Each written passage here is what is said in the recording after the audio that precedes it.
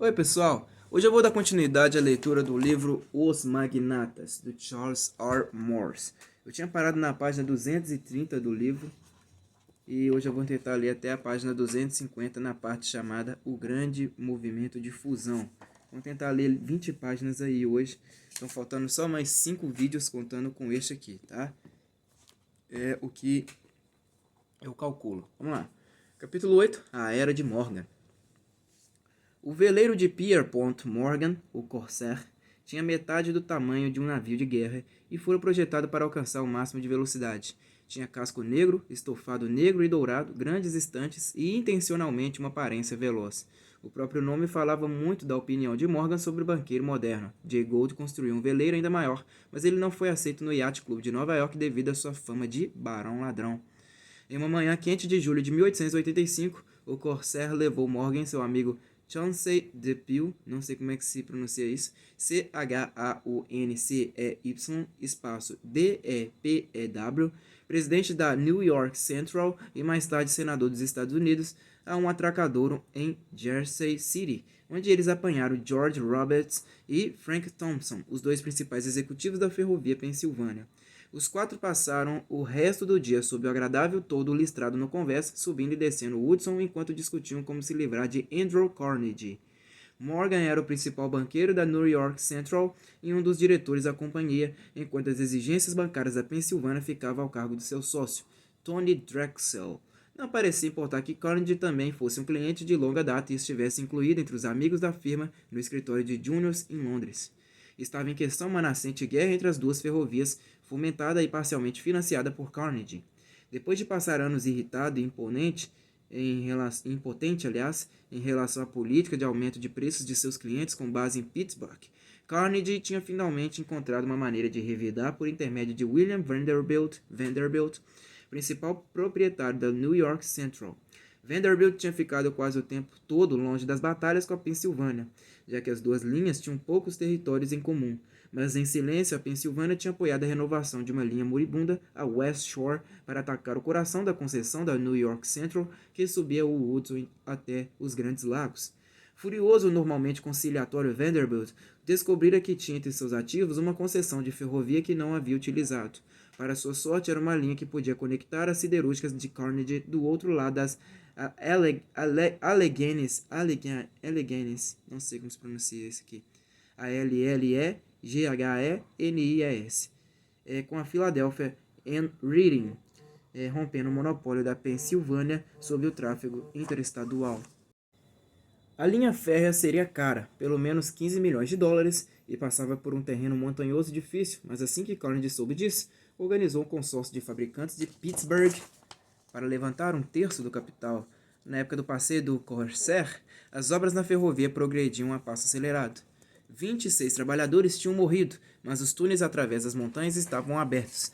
Os desfiladeiros artificiais recortados na rocha, os pilares para pontes sobre rios erguidos e os trilhos encomendados, tudo atendendo a cobranças impacientes e insistentes de Carnegie. Mas o que os fabricantes de Pittsburgh viam como um novo dia ensolarado de tarifas mais justas e serviço melhor parecia uma catástrofe absoluta para Pierpont e Junius Morgan. Como a maioria dos banqueiros de sua época, eles usavam as palavras nociva e concorrência como se elas fossem unidas por hífen. Depois de subir muito no crescimento acelerado do mercado entre 1879 e 1882, o preço dos papéis das ferrovias tinha caído muito na recessão curta de 1883, e a última coisa que os banqueiros queriam eram tarifas mais baixas.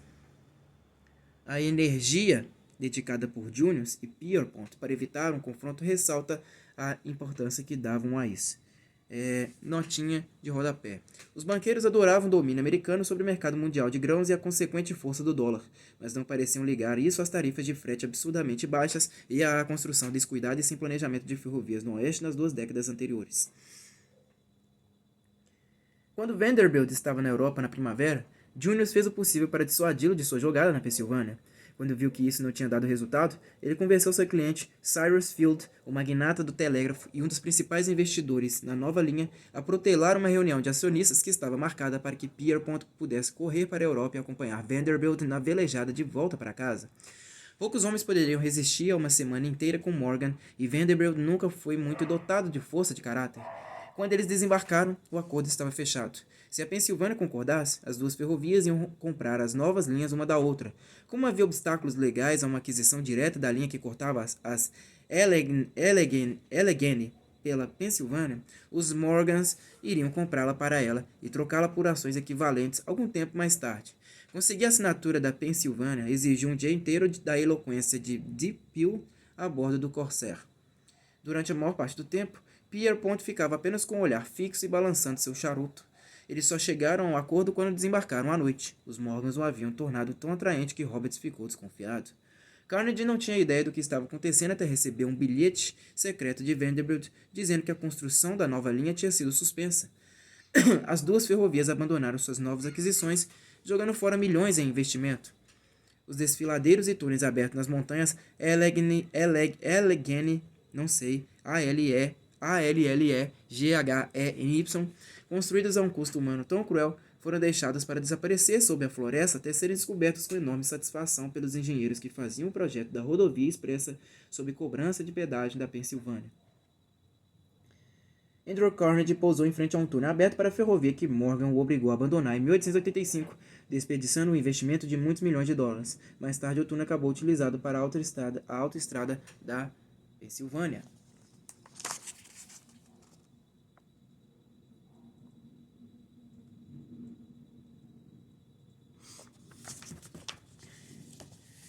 Morgan estava entre a primeira geração de banqueiros cujos clientes eram principalmente corporações privadas em vez de governos. Mas havia continuidades substanciais na abordagem. Sua meditação entre os barões das ferrovias era feita muito na tradição do serviço financeiro e diplomático supranacional operado pelos Rothschilds e os Barings na Europa da metade do século. Apesar de seus enormes lucros ocasionais com financiamento de guerras, as grandes casas bancárias detestavam as guerras. Os problemas nos negócios simplesmente não compensavam.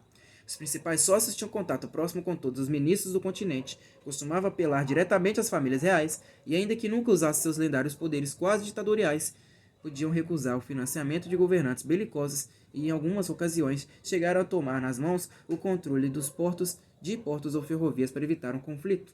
Morgan teve um papel muito parecido durante toda a sua carreira, com a diferença de que ele estava evitando guerras entre empresas privadas concorrentes.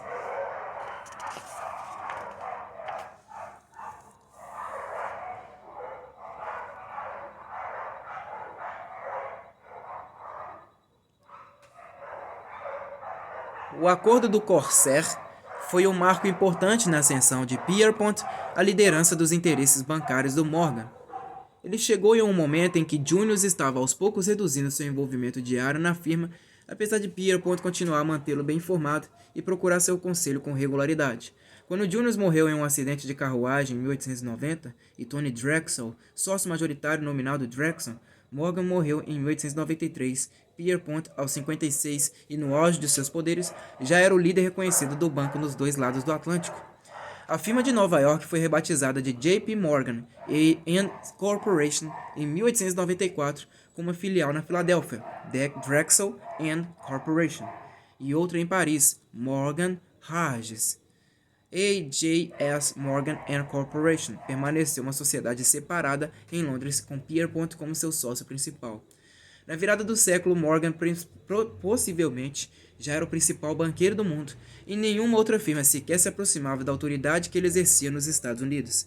Ele não apenas intermediou mudanças substanciais no perfil dos negócios americanos, mas considerava a vergonhosa falta de instituições financeiras no país também funcionou como seu banco central de fato. Mas considerada a vergonha a falta de instituições financeiras do país também funcionou como seu banco central de fato. Júpiter. O famoso retrato de Morgan, fotografado por Edward Steichen, S-T-E-I-C-H-E-N, em 1903, o captou como o Júpiter dos mercados, a presença maciça e de uma fúria represada, o olhar sério e penetrante, a energia explosiva mal contida. As pessoas tinham grande respeito por Morgan. Ele possuía a força motriz de uma locomotiva, segundo o comentarista, ou simplesmente medo. Seu poder era real, com base em seu papel único de canalizar um montante crescente da poupança americana. De um jeito ou de outro, por meio do controle de conselhos, sociedades e investimentos, ou apenas o entendimento implícito de que o comitê de investimentos de um banco ou empresa de seguros seguiria o comando de Morgan, Ele e seus sócios dispunham de talvez 40% do capital comercial, financeiro e industrial líquido dos Estados Unidos, de longe o maior pool de dinheiro no mundo.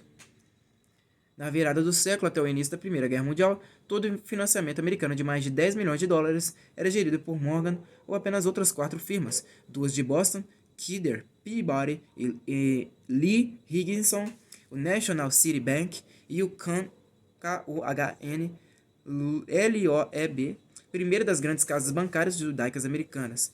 Todas elas reconheciam a primazia de Morgan, como observou Jacob Schiff, sócio principal no Loeb, ao recusar o negócio envolvendo ferrovias, aspas, isso é assunto de JP Morgan, não quero interferir com qualquer coisa que ele queira fazer, fecha aspas. Ao contrário da expansão da burocracia em um banco moderno, o poder do banco Morgan também era muito pessoal. Durante a carreira de Morgan, em momento algum, houve mais de 12 ou 13 sócios, nem mais de 80 empregados no total. Aí tem uma foto aqui do Morgan, né? O banqueiro do mundo, JP Morgan, fotografado por Edward Steichen em 1903.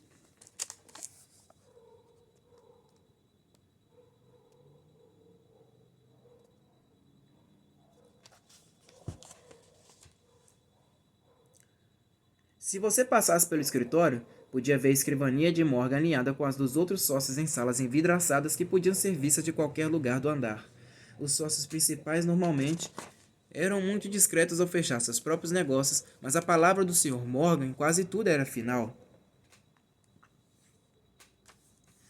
Mesmo os homens mais importantes não gostavam de discutir com ele ou pedir uma nova reunião sobre o assunto depois de ele ter dito não. A grande reputação do banco na Europa era a chave para sua posição dos Estados Unidos. Os europeus permaneceram compradores importantes de ações e títulos americanos por todo o século XIX e sem dúvida preferiam papéis que tivessem o nome de Morgan. Como Pierpont teria sido o primeiro a reconhecer, esse respeito era uma homenagem às muitas décadas de desempenho bancário sólido e conservador de Junius.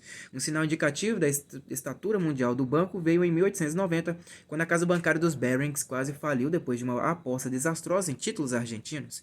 Com a maioria das empresas londrinas correndo atrás de cobertura, o Banco da Inglaterra pediu que Pierpont cuidasse do processo de recuperação do Barings. Por quase 5 anos, Morgan foi na realidade um interventor do Barings, o que fez dele um operador importante nas bolsas londrinas. Nos Estados Unidos, Morgan foi principalmente um banqueiro de ferrovias até meados dos anos 1890 e uma figura dominante na reestruturação das finanças das ferrovias depois do crash de 1893-94. As manchetes de economia anunciaram pânico nos anos 1870 e outra vez em 1883, mas essas crises foram sobretudo fenômenos do mercado financeiro com efeitos relativamente suaves na economia real. Entretanto, a quebra de 1893-94 foi uma história diferente. A queda de 6,5% na produção em 1894 é de longe o pior desempenho em todo o século XIX, exceto pelos anos da Guerra Civil. Como resultado da crise de 1893-94, cerca de 192 ferrovias com 66 mil quilômetros de trilhos e uma capitalização no mercado de 2,5 bilhões de dólares, ou cerca de um quarto de todo o sistema ferroviário, estavam em diferentes estágios de falência. No fim dos anos 1890, as ferrovias americanas tinham mais ou menos se unido em meia dúzia de sistemas sem conexões muito firmes, mantidos juntos por participação acionária ou redes de diretores em comum, e Morgan foi um personagem importante em 4 delas. Ele foi banqueiro de 3 das principais redes, a da Pensilvânia, as linhas de Vanderbilt e as de James J. Hill, no oeste e no noroeste, e controlava outro grupo substancial de linhas por meio de seu poder de indicar os comitês de finanças. As 2 redes restantes, a de George Gould, filho de Jay, que assumiram o império do pai, e a de E. H. Harriman, não estavam sob influência direta de Morgan, e suas relações com elas variaram de antagônicas e meramente corretas. Apesar de Gould ter feito um bom trabalho na condução das linhas de seu pai, ao longo do declínio na atividade econômica dos anos 1890, ele era um administrador pouco atento que deixou poucas marcas na indústria. Harriman chegou tarde nesse negócio, mas na virada do século tinha emergido como um dos grandes executivos modernos de ferrovias. A reestruturação da Philadelphia and Reading, empreendida por Morgan em 1885, uma de suas primeiras, é um protótipo de suas operações dos anos 1890. Apesar de viver à sombra da Pensilvânia, a Reading é uma das principais ferrovias do país e uma das maiores transportadoras de carvão. Seu principal sócio, Franklin Gowen, enérgico, beligerante e com uma queda por publicidade, tinha sido um dos protagonistas das terríveis guerras dos campos de carvão entre Pinkertons e Molly Maguires, em meados dos anos 1870 e novamente nas greves ferroviárias letais de 1877. Ele também tinha sido sócio ferroviário na tentativa do oleoduto Tidewater de reduzir os preços da concessão de transporte da Standard Oil Pennsylvania, e também um sócio-chave na nova ferrovia de Vanderbilt e Carnegie. A Reading teria fornecido a ligação com a costa quando a ferrovia tivesse cruzado as Alleghenies. A Reading também estava sob intervenção, em grande parte devido aos grandes problemas resultantes da derrota na Guerra dos Oleodutos. Não pode ser coincidência que Morgan tenha concordado em retirar a linha de intervenção apenas alguns meses antes do acordo do Corsair, com a condição expressa de que Gowen se demitisse. Nos acordos territoriais europeus dos Rothschilds, eles sempre faziam o máximo para eliminar todos os elementos potenciais de ruptura. Gowen teria ficado revoltado com o fato de Morgan aniquilar seu acordo com Vanderbilt e Carnegie. Por isso, o surgimento súbito da Reading como cliente de Morgan e a rápida partida de Gowen parece outro exemplo do banqueiro diplomata fechando o negócio. As reestruturações do século XIX funcionavam mais ou menos da mesma forma que as de hoje. O balanço de uma empresa com problemas é uma prova de reveses comerciais do passado devido a decisões administrativas equivocadas. As pilhas de dívidas e ações preferenciais se amontoam como cicatrizes à medida que a empresa é forçada a voltar aos investidores uma vez depois da outra em busca do dinheiro para navegar por mais um período conturbado. No século XIX, orientado para ativos tangíveis, dívida flutuante ou sem garantia, significava que uma empresa não tinha mais ativos tangíveis para hipotecar, um sinal claro de problemas terminais. A Reading estava fundada em dívidas faltantes de curto prazo, pronta para uma dose dos remédios amargos de Morgan. Dívidas antigas e ações preferenciais foram eliminadas e substituídas por ações ordinárias por uma fração das avaliações anteriores. Hoje chamamos isso de cram down. Uma estrutura simplificada de dívidas e ações preferenciais para novos investidores reduziu os juros e os dividendos a níveis administráveis. O capital votante da Reading foi colocado em um trust sob controle de Morgan por um período de 5 anos, outra condição padrão de Morgan, e o cumprimento dos acordos financeiros era garantido e controlado por meio de demonstrativos contábeis regulares e auditados. Os honorários cobrados por Morgan por seus aborrecimentos eram muito altos, quase sempre pelo menos 5%, às vezes chegando a 10% do novo dinheiro levantado. Para fazer justiça em geral, ele recebia a maior parte disso em ações, de maneira que seus interesses se alinhassem com os de seus investidores.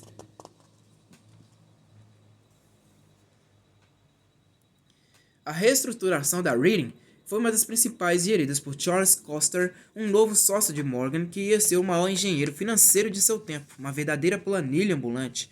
Coster tornou-se muito rico em seu trabalho com Morgan, mas tinha pouco tempo para desfrutar disso.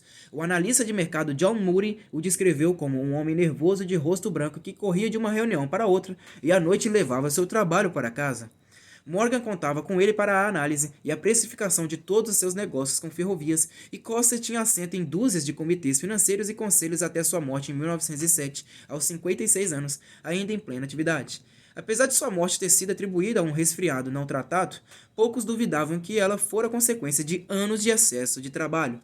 Entretanto, o desenlace do refinanciamento da Reading foi uma lição saudável sobre os limites do poder do banqueiro.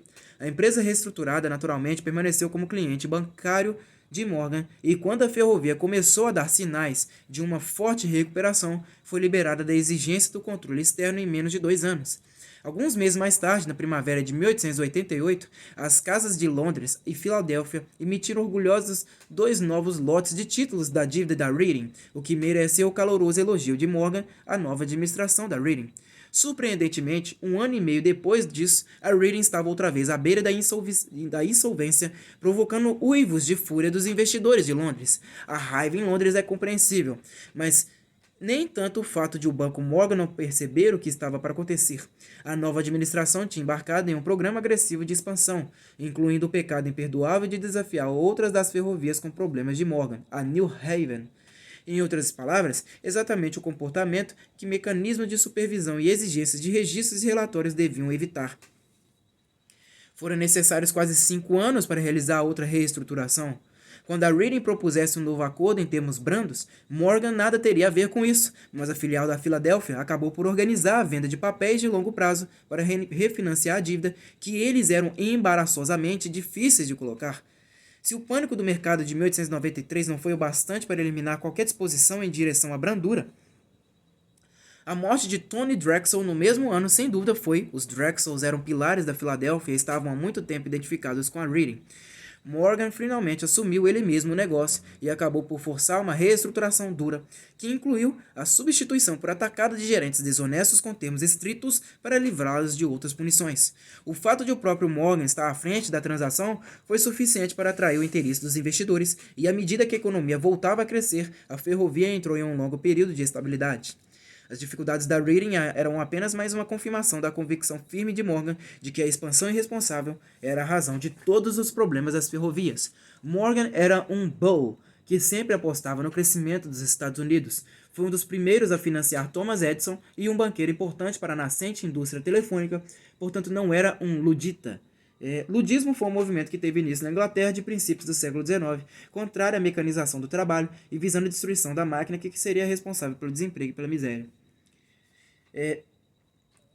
Não era um ludita. Intelectualmente, compreendia muito que os preços agressivos e a competição tecnológica expandiam mercados e aceleravam o crescimento, mas sempre que podia optar, ficava ao lado dos cartéis e da estabilidade. A insustentável simulação de paz. Ainda lutamos com o desafio de administrar a competição entre indústrias essenciais de custos fixos altos. O problema básico é que uma ferrovia, uma empresa telefônica ou uma linha aérea precisa investir grandes quantidades de capital antes de poderem ganhar um centavo. Então, quando a infraestrutura está pronta, faz sentido vender serviços a praticamente qualquer preço para ajudar a se proteger da ameaça constante dos custos fixos.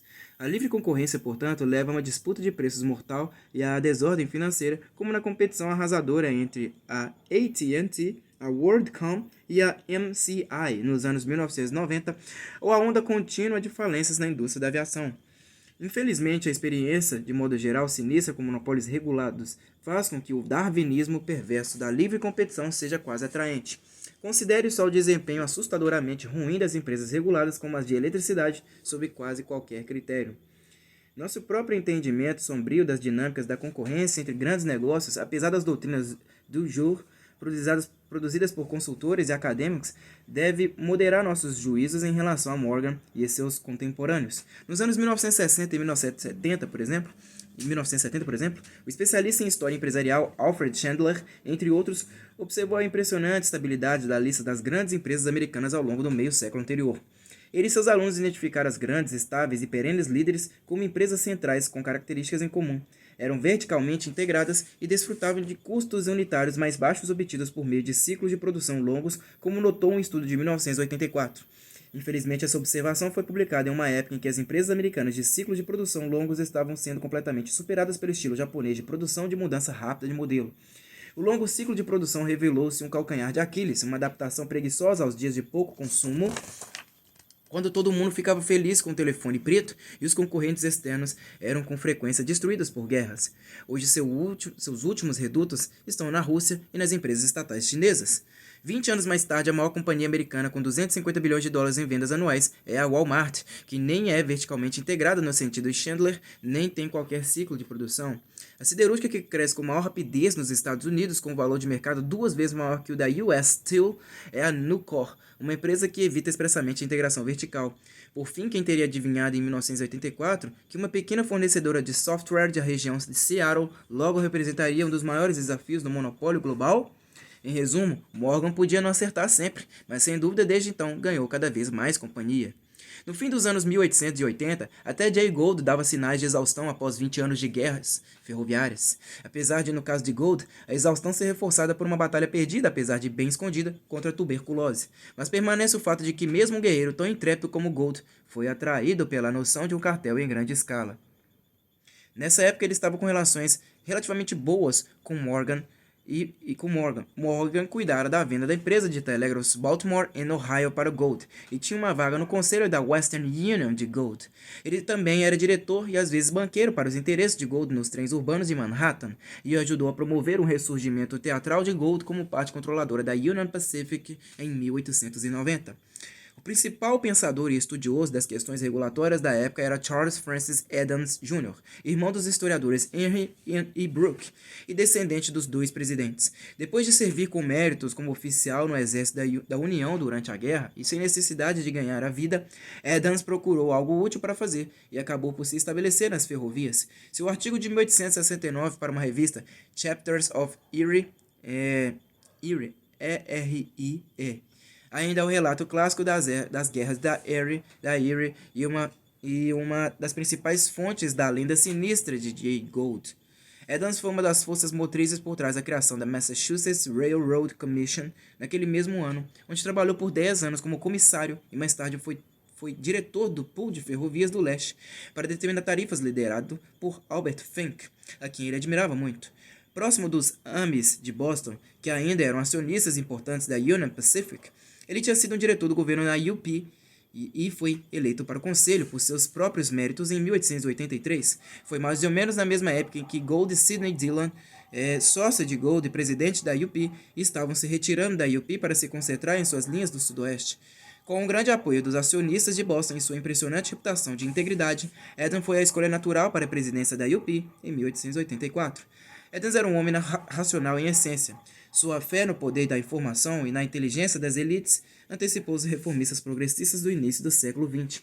Apesar de se preocupar com o poder sem controle das grandes corporações, aceitava que as ferrovias provavelmente eram monopólios naturais e ficou intrigado com o desafio de montar um regime de supervisão eficiente.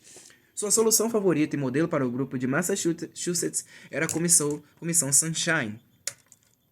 Reúna bons dados, assegure-se que todos estão trabalhando sobre a mesma base de informação, e as melhores e mais eficientes soluções vão surgir por si só, inevitavelmente. Uma vez ele comentou que, se todos os presidentes de ferrovias morassem na mesma rua e caminhassem juntos para o trabalho de manhã, não se envolveriam em suas guerras devastadoras. Tampouco, provavelmente, teriam construído a enorme capacidade excedente lamentada igualmente pelos homens mais sábios da época e por gerações posteriores de estudiosos. Adams e Gould se detestavam, Por isso, o fato de trabalharem juntos para tomar as rédeas das guerras das ferrovias mostra a importância que davam a isso. Foi Gould quem fez os primeiros movimentos. Em 1888, ele e Collins Huntington, o poderoso magnata das ferrovias do Oeste, com quem ele há muito tempo mantinha uma espécie de trégua profissional entre dois escorpiões e uma garrafa, tentaram criar um acordo para repartir tráfego e regular tarifas entre as ferrovias do Oeste. Mas eles esperavam ir ainda mais longe e criar uma verdadeira autoridade executiva única sobre as ferrovias. Gould transferiu a iniciativa para Morgan como corretor honesto, e Morgan se encontrou com todos os principais diretores de ferrovias do Oeste em sua casa em Nova York, no final do ano.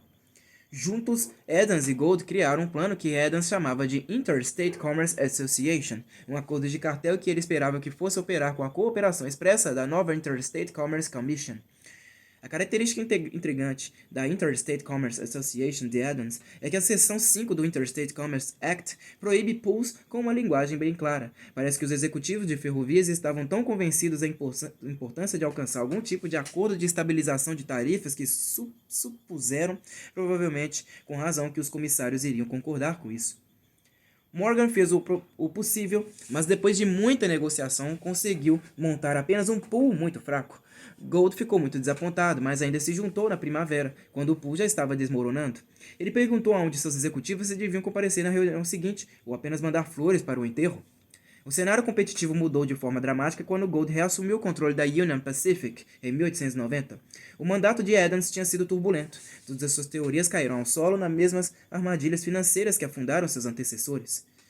Adams e sua Uma quebra na bolsa depois do crash do Barings em 1890 deixou Adams e sua ferrovia em posição difícil. Para surpresa de todos, Gould aproveitou a oportunidade para comprar grandes blocos de ações da UP e outras ferrovias do Oeste. As manchetes proclamavam em voz alta: Jay Gould novamente a força motriz de Wall Street.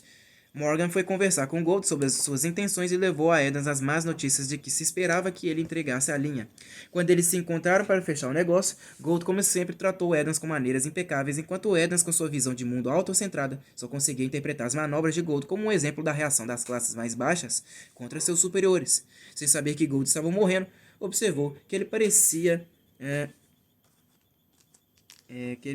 menor, mais perverso, cansado, e com o rosto mais enrugado e mais murcho, e com a vergonha de si mesmo de que de costume suas roupas pareciam grandes demais, e os olhos não procuravam os meus, mas permaneciam fixos nos botões superiores de meu paletó. Senti como se no momento da minha derrota eu o estivesse intimidando, e parecia que ele sentia isso também.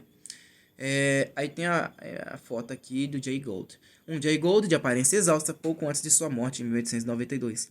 Depois de 2 décadas provocando guerras entre ferrovias, ele passou seus últimos anos tentando negociar uma paz.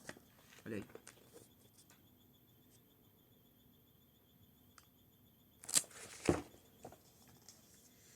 Apesar de Gould provavelmente ter gostado muito de despachar o pomposo Adams, ele não estava fazendo isso por vingança. Na verdade, estava reforçando sua posição na esperança de forçar um acordo entre as linhas do Oeste.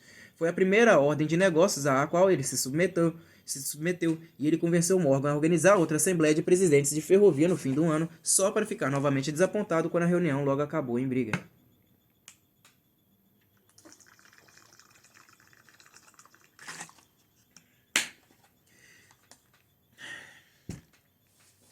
Foi a última aparição importante de Gould no cenário das ferrovias. A tuberculose já estava em estado crítico, sua capacidade de trabalhar diminuiu fortemente durante o ano seguinte e ele morreu em 1892. Da parte de Morgan, o fracasso dos acordos de preço fez com que deixasse de acreditar na utilidade dos pools e a partir desse ponto a fusão acionária tornou-se seu caminho favorito para a racionalização do mercado. O que todos os planos de cartel deixavam de lado, o que é surpreendente no caso de Gould e de Adams, era o elemento de irracionalidade na mente empreendedora. O fato de as ferrovias terem se espalhado pelas planícies desertas com tamanha irracionalidade, em desafio aberto a todos os princípios da economia tradicional e do senso comum, foi um fator importante para a enorme taxa de crescimento americana. Essa lição foi ensinada outra vez por E. H. Harriman, cuja carreira meteórica na primeira década do século XX, ele morreu de câncer em 1909, o coloca como o herdeiro natural de Gould. Mais que qualquer outra pessoa, ele foi o responsável por completar a malha ferroviária originalmente idealizada por Gould, e como este, estava sempre em desacordo com Morgan, e estava do outro lado na maior fusão de ferrovias de Morgan, a Northern Securities Corporation. Harriman e Morgan. Edward Henry Harriman, seus amigos o chamavam de Henry, era corretor de ações muito bem sucedido que ficou fascinado com as ferrovias depois de participar de vários conselhos e comitês executivos de ferrovias. Mas ele tinha 50 anos quando conseguiu realmente administrar uma delas. Quando a recuperação econômica começou a ganhar forças no fim dos anos 1890 e o ritmo do desenvolvimento do Oeste se acelerou perceptivelmente, ele tinha identificado a Union Pacific sob intervenção depois da morte de Gould como uma das ferrovias americanas mais subvalorizadas. Homem pequeno, belicoso, forte e atlético, com uma personalidade marcante e um raciocínio extremamente rápido, Harriman adquiriu ações da UP suficiente para influenciar no processo de organização e, conforme seus talentos se tornaram óbvios, tornou-se presidente quando a ferrovia saiu da falência em 1898. Foi crucial para Harriman, dado seu relacionamento com Morgan, a perda de interesse deste pela UP e sua boa disposição em ceder o negócio para Jacob Schiff. Harriman foi um dos primeiros a perceber que os problemas da capacidade excedente, tão lamentada por todos os administradores de ferrovia e banqueiros inteligentes, estavam prestes a ser eliminados por um novo impulso de desenvolvimento. Um dos seus primeiros atos ao assumir a presidência da UP foi implementar um programa de melhoria de 25 milhões de dólares em uma era em que os banqueiros viam 1 milhão como soma muito grande para gastar em uma ferrovia que bem pouco tempo antes estava insolvente. Quando o investimento rapidamente se pagou com volumes muito mais elevados, tarifas mais baixas e lucros excelentes, Harriman e Schiff usaram o fluxo de caixa resultante e a reputação crescente de Harriman para fazer operações lucrativas para arrimanizar, essa é a expressão aqui, uma fatia cada vez maior das ferrovias do Oeste.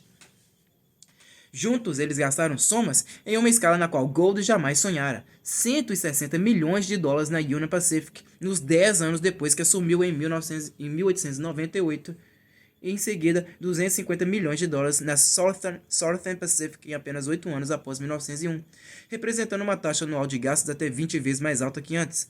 A maior parte disso não foi investida na construção de novas linhas, mas em trilhos mais pesados, redução dos graus de inclinação das linhas, pontes mais resistentes e nas novas locomotivas gigantes e vagões necessários para atender às demandas do desenvolvimento muito intenso do Oeste. Um desenvolvimento que teria sido retardado por anos se as ferrovias não estivessem esperando por ele. Em 1903, quando expandia seus interesses no transporte ferroviário para barcos a vapor e outras empresas nos Estados Unidos e no exterior, ele controlava o maior império de transporte no mundo. Na época de sua morte, com apenas 61 anos, ele tinha investido mais de $500 bilhão para elevar suas ferrovias aos mais altos padrões de seu tempo. Também era um administrador excelente e, mais que qualquer outra pessoa, foi o responsável pelo sistema nacional de primeira classe de que o país dispunha às vésperas da Primeira Guerra Mundial.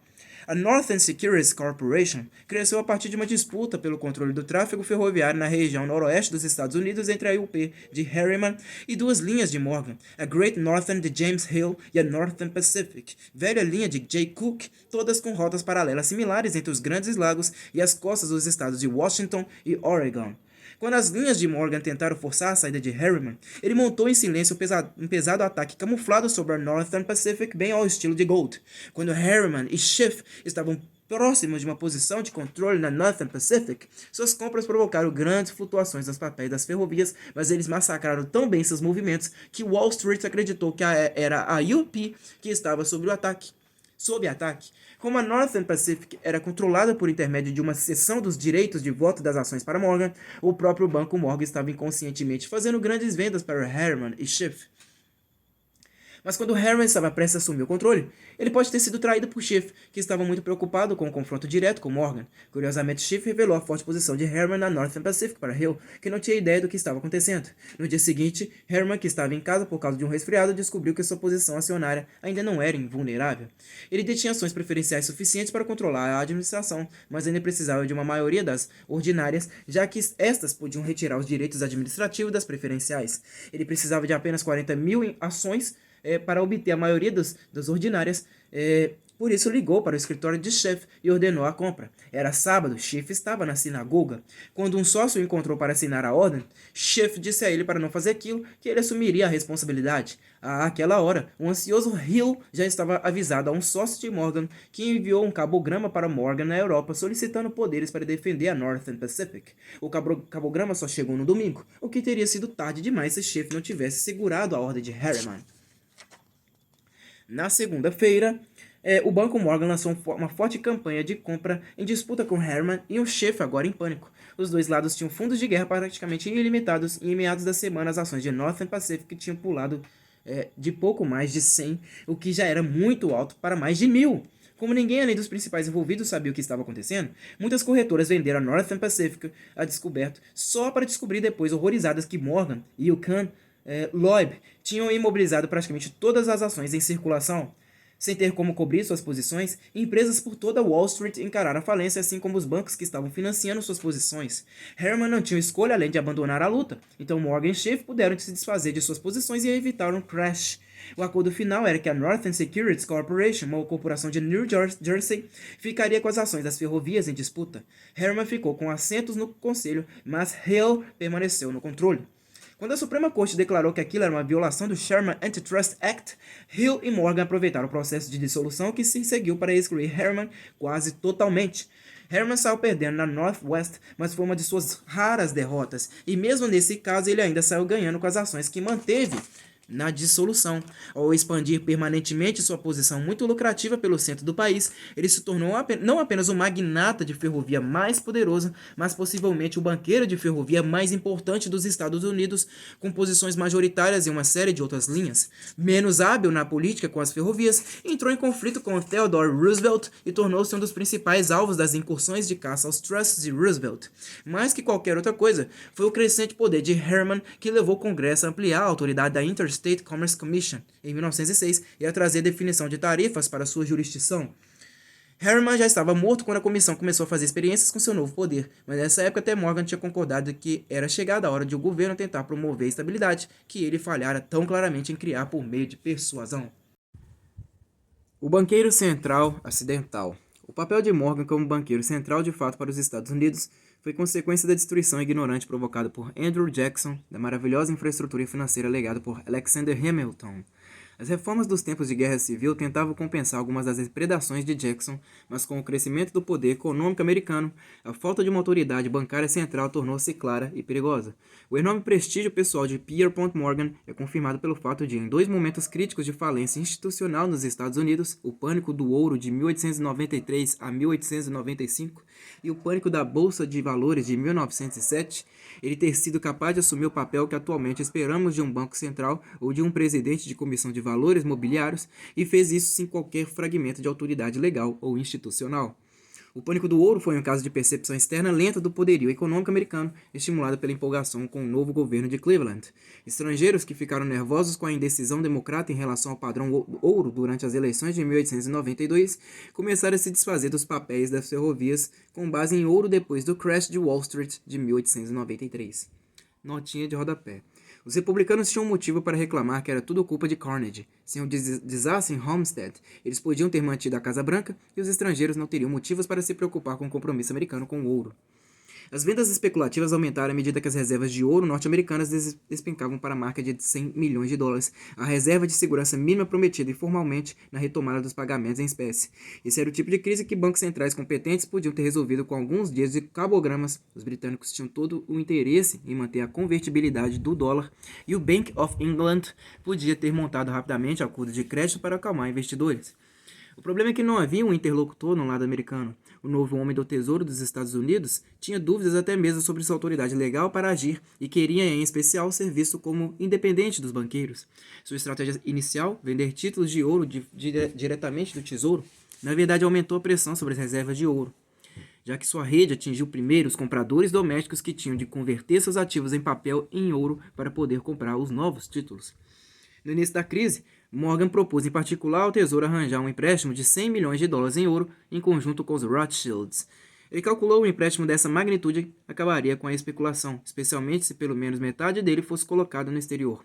Em particular, ele tinha grandes receios, e sua insistência em administrar toda a transação por meio das duas casas refletia sua convicção bastante razoável de que nenhum outro banco poderia fazer isso. O governo recusou a oferta e deu início a medidas esporádicas próprias ao longo de 1894, mesmo enquanto as reservas americanas continuavam em seu alarmante espiral descendente. O Tesouro finalmente pediu a ajuda de Morgan e dos Rothschilds no início de 1895. Depois de uma série de negociações rápidas, Morgan enviou um cabograma para Londres no qual dizia ter montado um pacote vendável. Para sua surpresa, no dia seguinte recebeu a notícia de que o Tesouro desistira do acordo, preferindo administrar a venda por conta própria. Morgan telegrafou para o Tesouro avisando que estava indo para Washington e pediu a eles que segurassem o anúncio. As cenas do dia seguinte estão entre os mais marcantes na carreira de Morgan. Cleveland disse que não iria recebê-lo, mas Morgan invadiu o gabinete presidencial, onde estava acontecendo uma reunião sobre a crise, e passou a maior parte do dia fumegando quieto em um canto, fumando charutos, à medida que relatórios assustadores chegavam. Por fim, à tarde foi anunciado que o Tesouro tinha apenas 9 milhões de dólares em ouro. Morgan anunciou grosseiramente que seu escritório tinha uma dívida de 10 milhões de dólares em ouro a receber, que vencia naquele dia. Será que os cavalheiros estariam dispostos a discutir sua proposta? Os termos finais que Morgan negociou com o Tesouro incluíam compromissos que nenhum banqueiro teria considerado imprudente. O empréstimo não só seria menor do que ele achava necessário, mas ele também prometeu que a reserva de ouro não seria tocada durante o outono, quando a receita das exportações da safra iria aliviar a pressão. Na verdade, Morgan estava prometendo administrar a taxa de câmbio entre o dólar americano e a libra esterlina. Notinha de rodapé.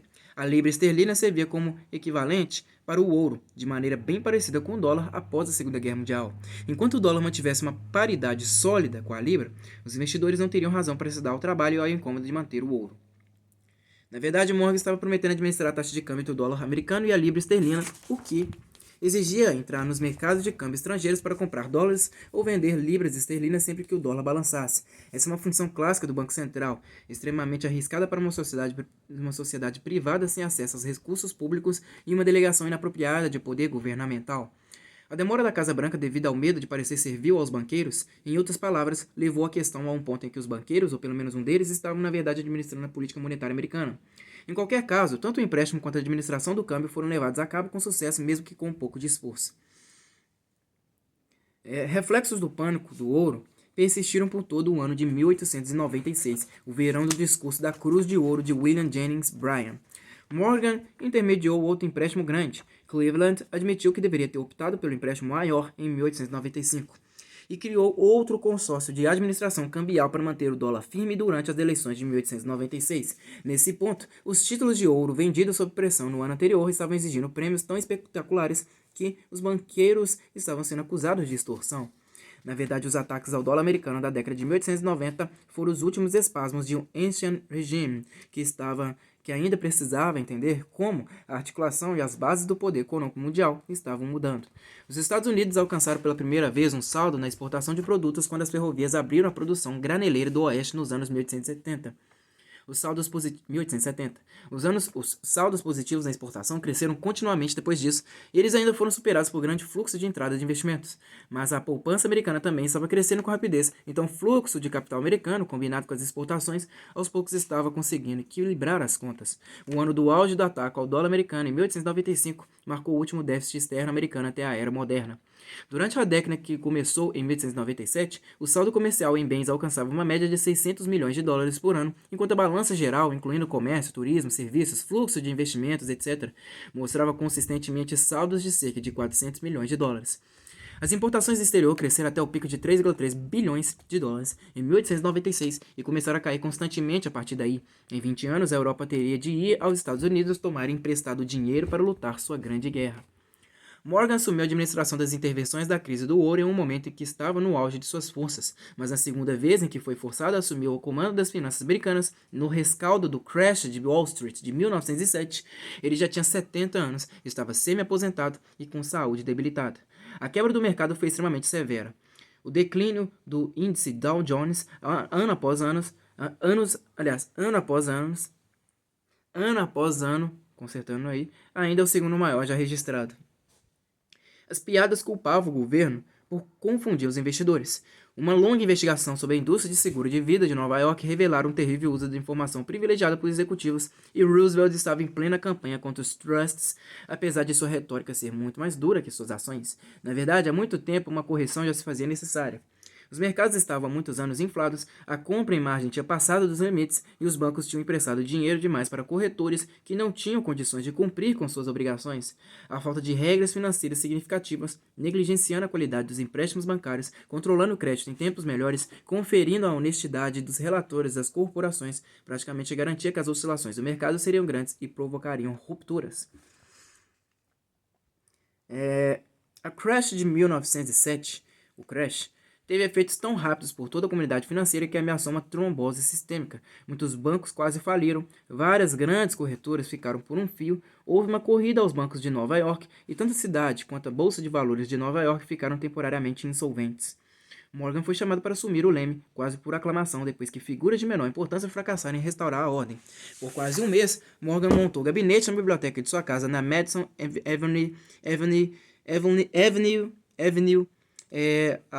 Avenida Madison, agindo como presidente de uma junta de comando informal formada por ele, James Stillman, presidente do National Citibank, e George Baker, do First National. Benjamin Strong, o jovem presidente do First National. Benjamin Strong, o jovem presidente do Bankers Trust e mais tarde o primeiro e por muitos anos presidente do Federal Reserve, agia como secretário do comitê, o que na verdade foi um grande aprendizado para o seu cargo futuro. Apesar de sua idade, Morgan trabalhou de 12 a 15 horas por dia, às vezes indo até às 3 horas da manhã. Convocava repentinamente os presidentes das sociedades fiduciárias, os presidentes das corretoras e os membros do banco de compensação, e eles quebravam a cabeça para solucionar os piores problemas do dia. Ministrando as punições e recompensas, foi uma demonstração extraordinária de grande autoridade pessoal. O secretário do Tesouro tinha pouco mais que um papel de coadjuvante, e até o Bank of England e o Banque de France tiveram apenas pequenas pontas na trama. Ninguém recusava um chamado de Pierre Morgan, nem discutia muito suas ordens. Até o presidente concordou satisfeito que a US Steel pudesse comprar uma empresa siderúrgica da carteira de uma corretora falida sem disparar um inquérito antitrust. Nota de rodapé. A compra da Tennessee Coal and Iron Corporation, de uma corretora insolvente, mais tarde foi objeto de uma barulhenta investigação parlamentar e é um dos exemplos mais citados de se levar vantagem de uma situação. Acusações de que a US Steel praticamente roubou a empresa ou planejou o ataque à corretora não têm base em provas. A siderúrgica podia desejar que a empresa aumentasse seu controle sobre reservas de minério, mas Morgan não estaria envolvida a esse nível fino de estratégia. A corretora precisava ser salva e a TC&I era seu maior ativo, então Morgan pediu a Albert Garren, presidente da US Steel, e Frick, que era membro de seu conselho, que desse uma olhada naquilo. Frick não gostou do negócio, mas Garren disse que compraria se o governo o autorizasse antecipadamente. Quando a crise passou e as notícias de que Morgan tinha conseguido fazer foram difundidas, o público teve reação parecida com um choque, o público. Houve muitas sugestões de que os banqueiros, ou mesmo Morgan pessoalmente, tinha projetado a crise para enriquecer. Todos os abalos reorganizam a hierarquia social de Wall Street e não há dúvida de que os financistas mais argutos saíram da crise em melhor situação do que entraram nela. Mas não há base para acusações de que a crise foi planejada ou que os atos de Morgan tivessem base em qualquer coisa além do sentido de dever público.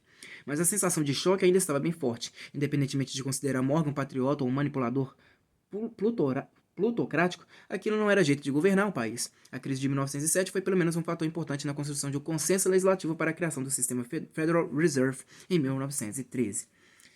É isso aí, pessoal. Vou parar por aqui. Na próxima leitura que eu fizer aqui pro canal, pessoal, eu vou tentar ler até a página 270 do livro na parte chamada O que aconteceu com a Inglaterra, tá? Aí vão faltar 4 leituras, tá? Mais 4 leituras eu finalizo este livro aí para vocês. Muito obrigado a todos que me acompanharam até aqui. Até a próxima e falou!